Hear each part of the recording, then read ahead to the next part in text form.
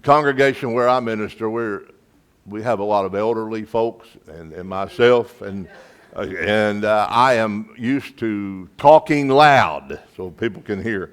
And I forgot to tell you, Curtis, that the elders, I was going to step down and do this full time, but the elders there at Swifton decided just to give me a couple of months off, and then I could come back there and minister. And so I'm going to be there until next October. We worked out an agreement where I'm going to be there until next October at the Swifton Church of Christ in Swifton, Arkansas, northeast Arkansas. I have a lot of things I want to share with you this morning about a ministry that I started in 2023 with my father. It's called Running from the Devil Ministry. And the Running from the Devil Ministry is concerned with punching some holes in the darkness of addiction. We realize that we can't help everyone, but we are trying to help some. We understand completely what it means to struggle with addiction. I personally will share some of my stories with you about addiction. And this is a ministry that's close to my heart, and it's one that I hope that you will find an interest in and see that there's the potential here to reach a lot of people who are struggling with addiction. So I'm going to go ahead and get into the PowerPoint before I sit here and take up all my time. Would you agree in life that little things matter? Absolutely. You know, sometimes you can be having a bad day, and just someone simply saying, "It's good to see you," will make you feel better. Or maybe just hearing the words, "I love you," as hard as they are to speak sometimes, just hearing those little 3 words make a difference. A comma is small, but it can even make a difference. My mom is a retired English teacher, so I'm all the time being corrected by my speech, by what I write. In fact, both books that I've written, my mother was the editor. And look, let's eat grandma, or let's eat, comma, grandma. One of them you've eaten grandma, and the other one you told grandma it's time to eat. And the comma is the only thing that separated all that. So comma's little, and it matters. Little things in life matter. Look, Jesus says in Matthew 25, if you'll just give someone a drink of water, then you're helping them. And when you help them, Jesus says, you help me. And that's what I'm here this morning. One of the hardest things about the Running from the Devil ministry is trying to convey to people who aren't addicts what it's like to be an addict. And I think even an addict would agree. It's hard for you to communicate how you feel and what you're dealing with to someone who's never felt that, who's never experienced that. Well, there are people who are incarcerated right now. There are people who are in rehabs, recovery programs. There are even people perhaps who are part of this congregation and a part of the congregation where I minister and other congregations who are struggling with addiction.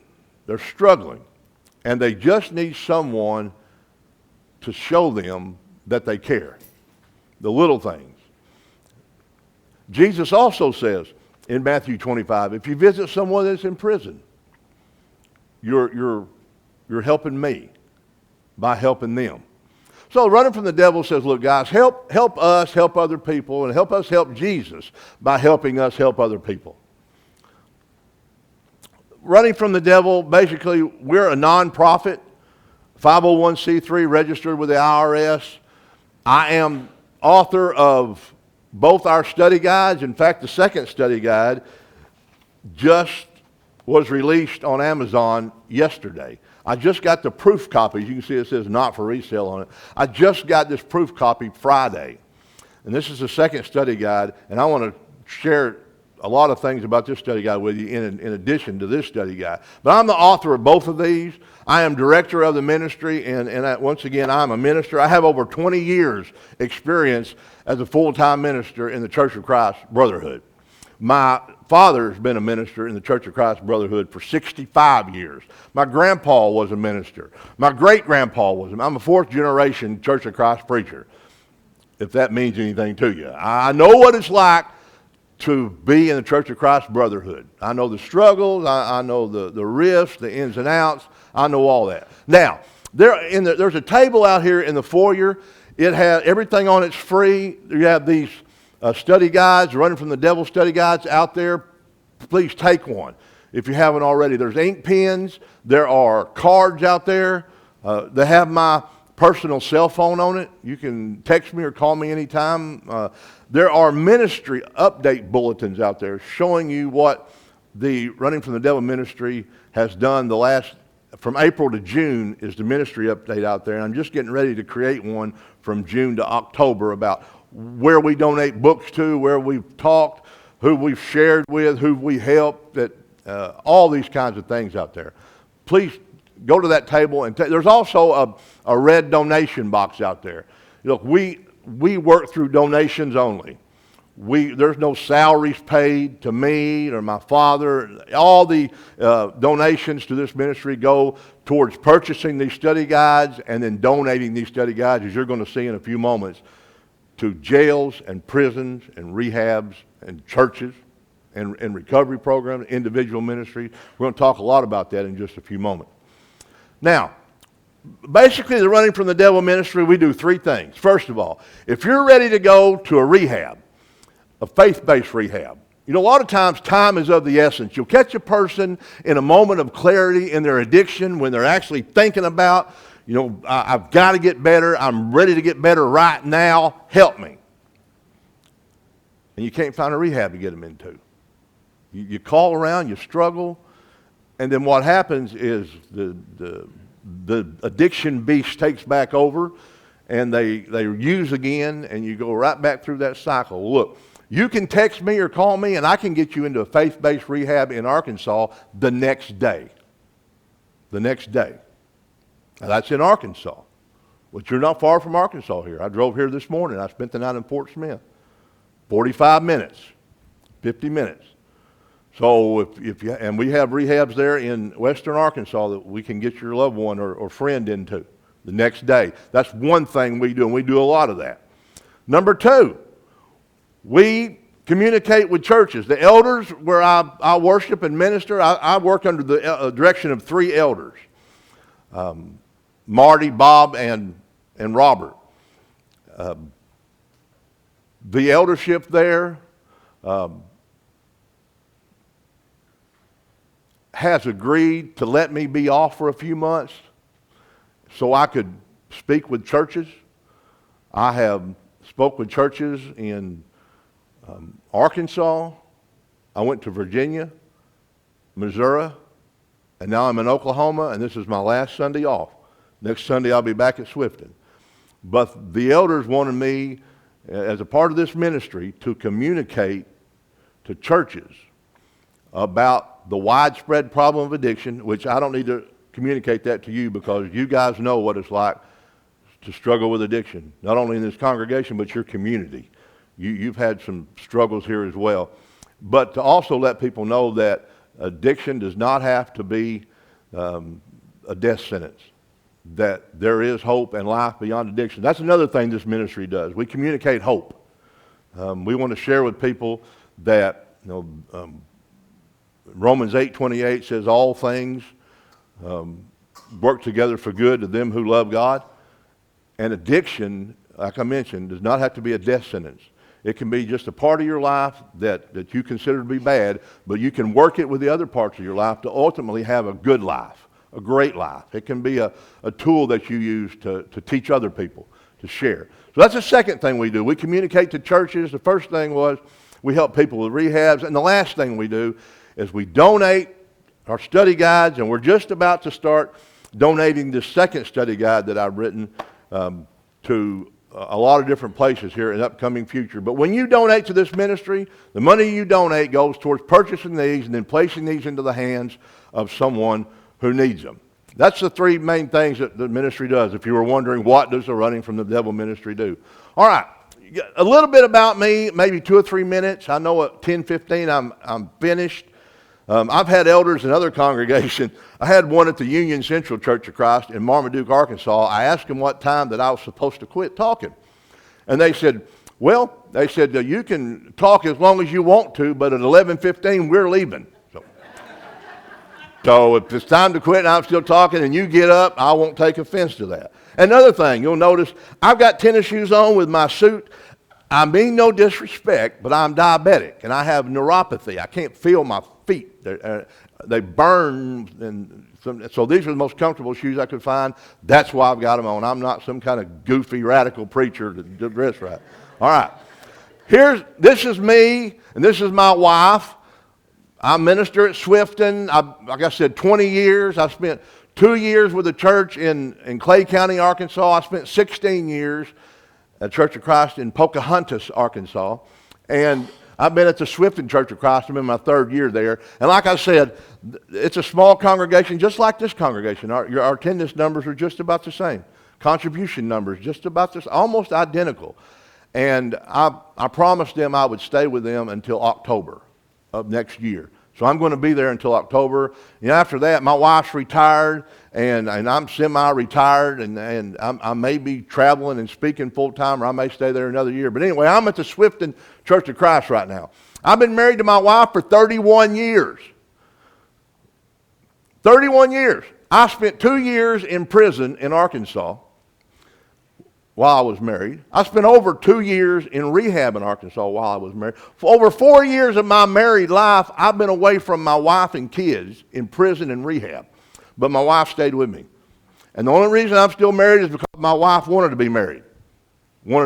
I would have completely understood, but she took care of everything while I was incarcerated and in rehab, and she wanted to stay married to me, so I love her, and we're still married. That's the story there in a nutshell.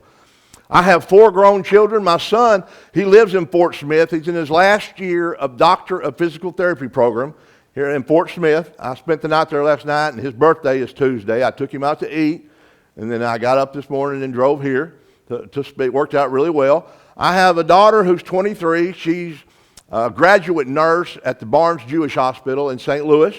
And I have identical twin daughters who are going to be 20 next month. They're in their sophomore years, both of them, at the University of Richmond in Richmond, Virginia.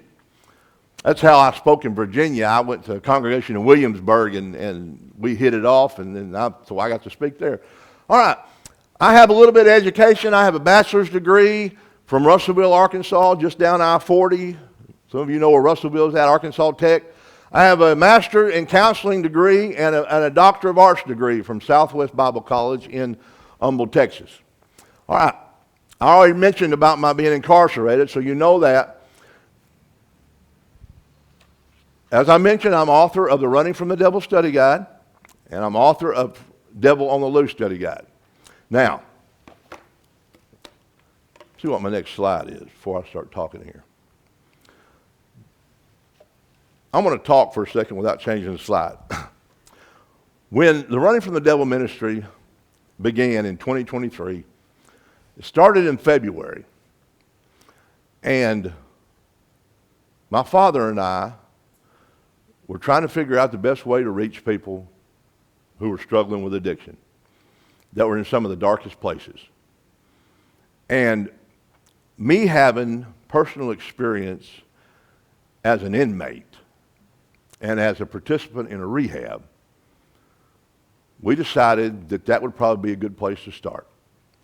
And Dad says, well, John, we've got to have something to show people and to talk about addiction with. We just can't go in there and flying by the seat of our pants and just talking, and we've got to have something with some structure. He said, why don't you write a study guide about addiction? He says, you got a doctor's degree in ministry. He said, you know the Bible backward and forward, and I do. And he said, why don't you just combine what you've been through with what you know about the Bible and teach people? So I did. 6 months after we started the ministry, the first study guide was published, Running from the Devil. It has 6 lessons in it. Each lesson's taken from a different biblical text. It offers hope and encouragement. There are 79 fill-in-the-blank Bible verses. And I grew up, as I mentioned, I'm a 4th generation Church of Christ preacher. I grew up, I teed on the King James Version. So I wrote the first study guide in the King James Version of the Bible. Once that was finished and we had the copies, we said, how are we going to get these into the hands of people who need them? And I said, Dad, this is going to take some work. My dad's a retired high school counselor, in addition to being 65 years in the pulpit. He's still in the pulpit. He's preaching this morning. He's preaching this morning in Swifton while I'm gone. He's still preaching. And like I said, my wife's an English teacher. I mean, my mom's a retired English teacher. My wife's a retired, she just retired in July from first grade. Taught first grade all those years. Anyway, this is going to take some work, Dad. It's going to take some time. So what we did, it took us 9 months, but we personally visited every Arkansas County jail. Took these books and talked to the wardens, jail administrators, chaplains, sheriffs, and I would call and get an appointment, and I would tell them who I am and that I was wanting to talk a little bit about the ministry, and I would get there and I would say, okay, now Sheriff, I want you to understand that I have a criminal record. I've been to prison. He said, oh, I know all about you. I already looked you up. I know all about you. What do you got to share here? So I found that was the case everywhere I went. I didn't have to talk about who I was. They already knew. But when the smoke cleared after 9 months, Arkansas has 75 county jails. We have 75 counties in Arkansas. I don't know about Oklahoma, how many you have here. We have 75. And of those 75 counties, 65 of them agreed to let this study guide into their facility in some capacity. They would put it on a book cart. They would put it in their library. They would actually, some of them would pass it out to their inmates in their cells. A lot of them, or not a lot, 2 of them would give them one of these books as they were being booked in. As they give them their blanket, they would give them their shoes, their clothes, and one of these books. Now, those places that did that, folks, both of those sheriffs of those counties were members of the Church of Christ. Look, I have learned something. Not all counties are the same. Not all county jails are the same.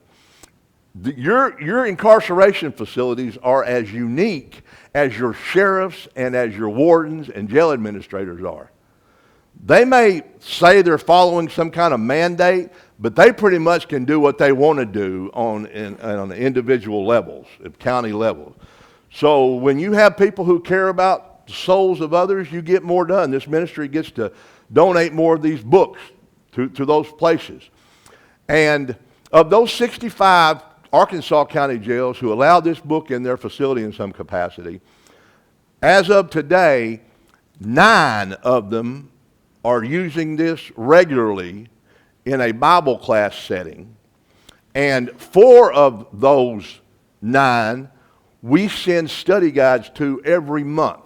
Have you ever heard of Texarkana, Arkansas? All right. The warden there is Jeffy Walker. She's 68 years old, silver gray hair. Her husband died a few years ago, and she just didn't want to quit working. So she's the warden there. That's a huge jail in Texarkana. She says, send me 200 copies a month. I'll give them to my inmates. We do that. All right. Right here in Sebastian County, Arkansas. That's Fort Smith, folks. The county jail there, the chaplain, Todd Herbert, we send them 100 copies a month. That's not too far from you. Blytheville, Arkansas, that's over by the Mississippi River, Arkansas-Tennessee border. We send them 100 copies a month. And in Berryville, Arkansas, it's up not too far from Eureka Springs, not too far from Branson, Missouri. We send them 50 copies a month. Those 4 county jails right now, we send copies of these every month, and we're able to do that from donations that we receive. We have 5 more Arkansas County jails that use this study guide every month, but the Salem Church of Christ in Salem, Arkansas has a jail ministry, and the church there buys these books that they use for those 5 jails. and those would be in Ash Flat, Arkansas, Salem, Arkansas, Melbourne, Arkansas, Russellville, Arkansas, where I graduated, Polk County, and Mountain Home, Arkansas, Baxter County. And they've been using this book since last October. And since last October, they have baptized 141 people. The Salem Church of Christ they have a mobile baptistry, and I get to go help them sometimes baptize the inmates. We pull into the Sallyport area, and they put down the gates. They bring the inmates out one at a time. We have a bathtub in the back of a pickup truck, and we baptize people there. And 141 people since, hey, it is what it is. It works. You folks can't say much. You've got a water fountain out there from the 1960s. Hey. Hey, whatever works, you got to make it work. And I love the paneling in the bathroom. It makes me feel like I'm home. I grew up in a bathroom just like that almost. I feel right at home here. You got goats across the street. I grew up with goats all around me. I may be in Oklahoma, but I feel like I'm in Northeast Arkansas. Okay, this book, look, I learned a lot in 2 years. I'm off script, but I don't care. What I want to share from the heart, I haven't even changed the slide. I wrote this book, and I know Curtis is an author too, probably more well-versed than I am, but I probably know more about addiction than you do. So that's what I write about mainly. I just try to weave together my addiction experiences with the Bible to help people. And when I wrote this book over 2 years ago, I didn't really know what format was going to work the best. So I wrote it. I took a Bible text, and then I tied that in. And the format, after 2 years, I've learned a lot. I don't necessarily like this format now. It was harder to read. So what I did, I resubmitted a manuscript to Amazon with the updated format. This book has 37 or 38 pages. And Amazon has now updated this for me. So if you buy this book on Amazon now, or if I order my author's copies, you're going to see that it's now 63 pages. The print is bigger and it's easier to read, and there's more spaces on it. The content didn't change. I just changed how it looked in a book. Now, in the last 2 years, when the smoke cleared, as of right now, we have donated over 10,000 of these copies to prisons and jails and rehabs mainly. We have 2 prisons in Arkansas that we have. There's elders from the Windsong Church of Christ in Maumelle, which is North Little Rock. They have prison ministries in Malvern, Arkansas, and at the Cummins unit down by Grady or Gould, Arkansas. And they're using this book in a pilot program now in the Arkansas prison systems. Well, let me share how this ministry has changed, or how we've morphed over the last couple of years. It was time for me to write a new study guide because I realized, after dealing with inmates and talking with teachers and elders and deacons who would go into jails, that the King James Version was hard for some of the inmates to understand. They weren't. Look, a lot of your inmates are not in church very much anyway. A lot of them didn't grow up in churches like some of us did. They don't know a lot about the Bible, and it's hard for them to understand the King James Version. So the first major change, this book, I used the English Standard Version, the ESV, and I changed the format in this book too. This book has 10 lessons. And let me explain about these lessons. I'm going to explain how I weave an illustration of how I weave my experiences into Scripture. One of the chapters, chapter 7.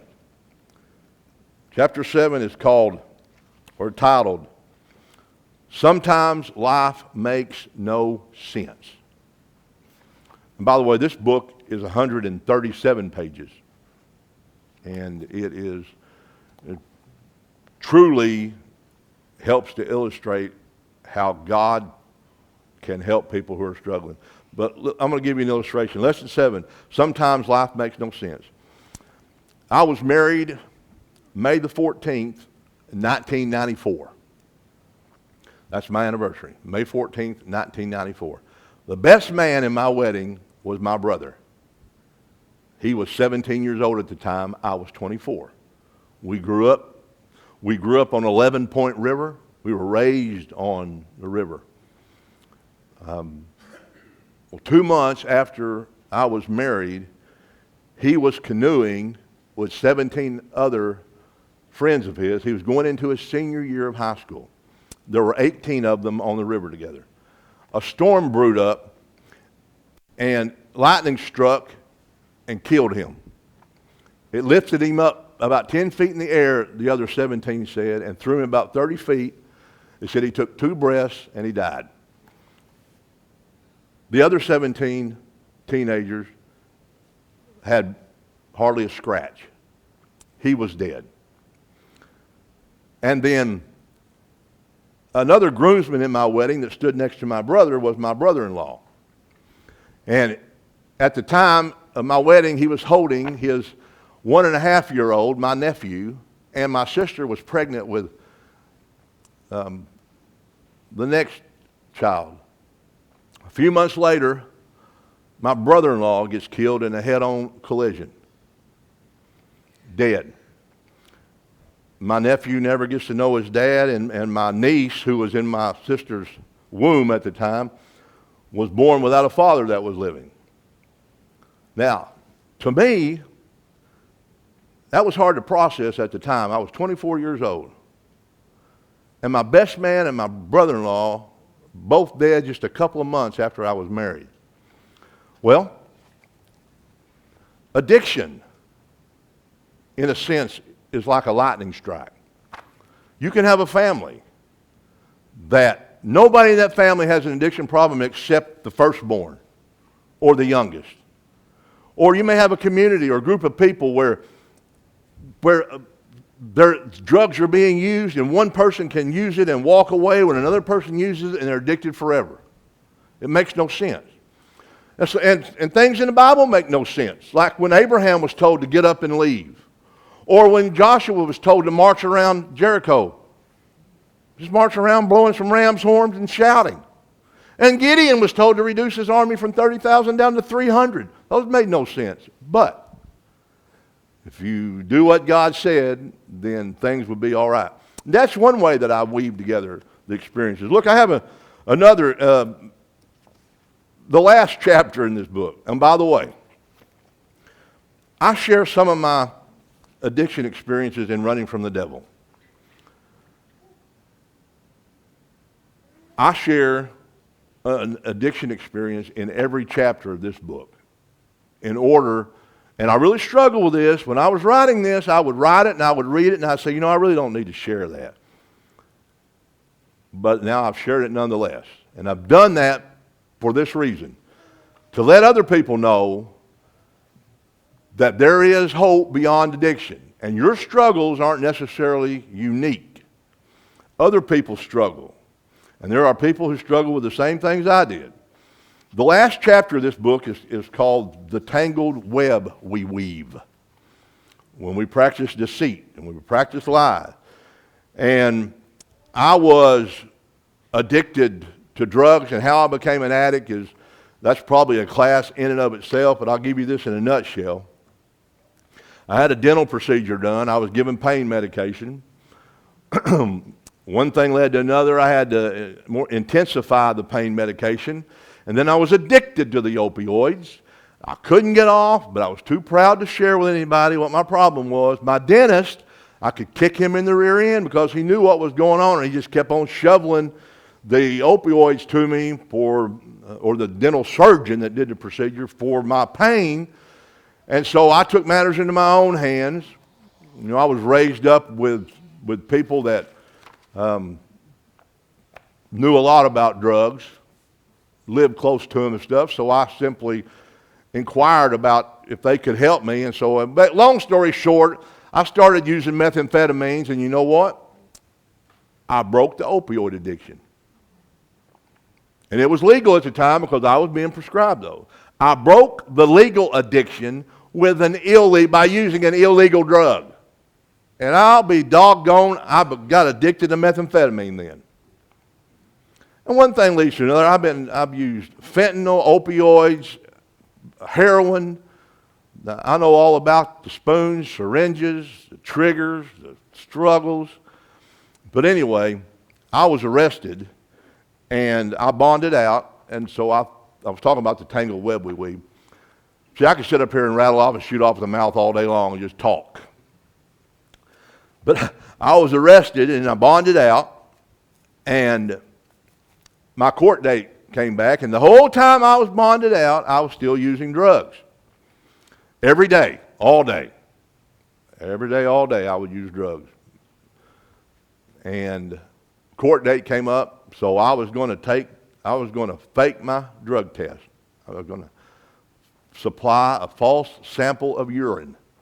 So I went in there, and I had the stuff all placed, ready to fake the test, and one of the sheriff's deputies came in there, and actually, I could not get him. He was watching me use the bathroom. Of course, if any of you don't parole or probation, you know a lot of your probation officer, parole officer will actually watch you use the bathroom. There's no privacy. You give that up when you're arrested. That's gone. Well, he caught me faking the drug test. And he tried to grab the bottle I was using. And I pushed him against the wall and cracked his head against the wall, the concrete wall. And I flushed it down the toilet. And then, you know what happened? I caught an additional assault charge. The charges just kept on getting stacked on and stacked on. Why? Because I was trying to use deceit. And because I was doing that, I was weaving a tangled web. So that's the last chapter in this book, and it includes Jezebel, Judas, and a lot about Satan. And what I've done differently in this book, before I move on, I have a few minutes left. I want you to notice how the format has changed. For example, the second chapter is living in a world full of triggers. You know what triggers are? You may know what triggers are. Those are things, when you're sober, those are things in your environment that you see that instantly causes your mind go back to using, or you think about wanting to use again. For me, you know what a fiber optic pole is? Those are the orange and white poles, about this tall. You see them alongside the highway. They look to me just like a syringe. But they mark the lines where the utility companies have their fiber optic cables running. When I see those, you know what? My mouth waters. And it takes me back to using. When I share that with people who aren't addicts, they just look at me like I'm crazy. But an addict understands that. And I can be cooking in the kitchen, and I hear aluminum foil crinkle and crumble. My mouth waters. Because that's what I always used to smoke methamphetamine with, if I was going to smoke it. And my mouth waters once again. And so I can be in the kitchen, and I'm cooking. My wife can be around there, and when my kids were still at home, and I would be fighting this internal battle with aluminum foil. And nobody in the whole room understood. Nobody even knew what was going on. And I was sitting there experiencing the triggers. Triggers are everywhere. That's lesson 2. And by the way, at the end of each chapter, immediately following, there are 10 fill-in-the-blank Bible verses. Each Bible verse is about triggers and about what the Bible says about things, reminding you of things. Then I tell what each verse means. And then right after that, we have 10 discussion questions about the material that we just talked about. Now, just to make a long story short, this new study guide, it has 10 lessons. There are 100 fill-in-the-blank Bible verses in this book. There are 106 discussion questions. And there are over 200 Bible references in this book. This is the next book we're going to start donating to rehabs and prisons and jails in Arkansas. And folks, this takes the last 2 years, and this book, we've been down here. This New Devil on the Loose study guide takes this book and 2 years of experience and a lot of my knowledge and puts them into this book. So this book is this and all my knowledge in 2 years on steroids. Boom, you have this thing. This is what we're going to be donating from now on. We're still going to donate this book, but we're going to focus on this for a year. So, our website, runningfromthedevil.org. Runningfromthedevil.org. You get on there and it tells about all we've been doing, but there's a video on there too I would like for you to listen to. It's about 15 minutes long. It's me talking. A lot of things that I'm not sharing today that I wanted to share. You can listen to that on our website, runningfromthedevil.org. And I think, I looked this morning and this book was finally available on Amazon to purchase. And if you purchase a book on Amazon, I think it's $12. The proceeds that we get like $2 or $3 a book. I haven't looked at the exact royalty on that. It's about $2 or $3 a book. That money goes right back into the ministry to buy more books to keep donating if you're wondering what happens. Or I get author's copies for half of that. For $6 a copy, I get them. So I buy them in bulk from donations, and then I use those to donate too. It all goes to the same place. Now, here's the lessons in this Running from the Devil, the first book, this one. There's the scriptures I use, 2 Corinthians, 1 Corinthians, James, 2 Corinthians, Ephesians, and Luke. But I felt like in this book I didn't use near enough Bible references. So I really swung for the bleachers in the second book. I tried to hit it out of the park. Got Bible references everywhere. Now, the lessons in this book. Here's the lessons in the first book. I want to read you the lessons in the second book. All right. The devil is in the details, lesson 1. Living in a world full of triggers, lessons 2. Accountability in addiction recovery. Look, you got to own your past. If you're ever going to get well, you got to say, look, this was me. I did it. I'm the architect of my own demise. I just want to get better. Lesson 4, bad things happen to good people. Hey, what about Jesus? Bad things happen to you. Yeah, I would consider being crucified a bad thing, but let the past be the past. I really talk about Paul a lot in that, in lesson 5. Lesson 6, finding purpose in addiction. Romans 8:28. Look, that's bad. Let it work with the rest of your things in your life to be good. And I've already mentioned lesson 7, sometimes life makes no sense. Lesson 8, making tough choices. I did. That's the reason I'm no longer a minister at the Skaggs Church of Christ. I had to leave my hometown. I had to sell my house, me and my wife, and buy one 50 miles away. I had to leave. I had to make a tough choice. Lesson 9, facing giants in recovery. You have giants. I'm not talking about physical giants. I'm talking about the giants of anger, doubt, guilt, remorse, regret.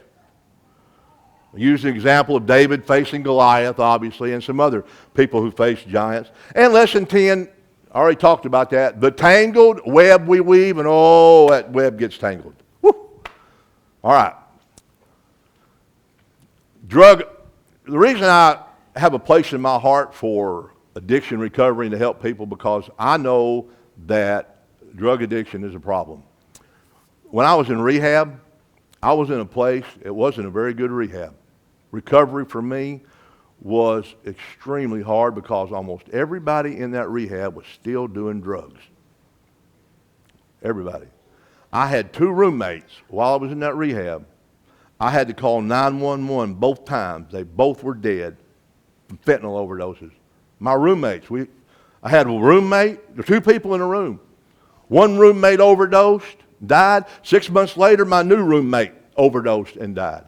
Both of them blew. And this is a remarkable thing. They moved in a 3rd roommate, and he overdosed too, but I didn't have any Narcan, but he was on the floor like the rest of them, and he was just, for those of you who have used fentanyl and opioids, and you know the overdose, he had the death rattle.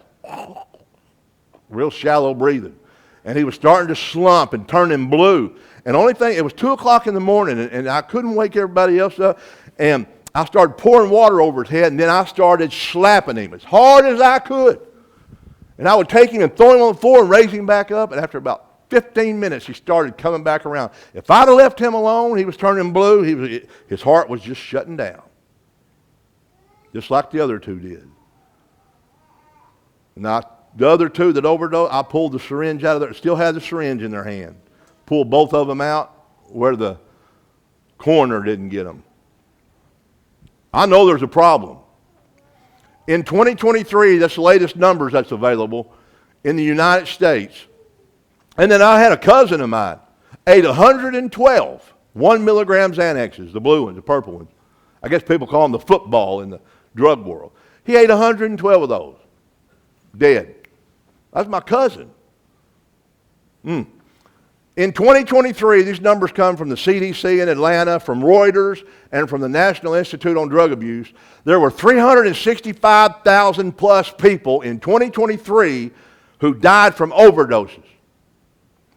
The blue on the graph, over 178,000 people died from alcohol in 2023. That most of them just drank themselves to death.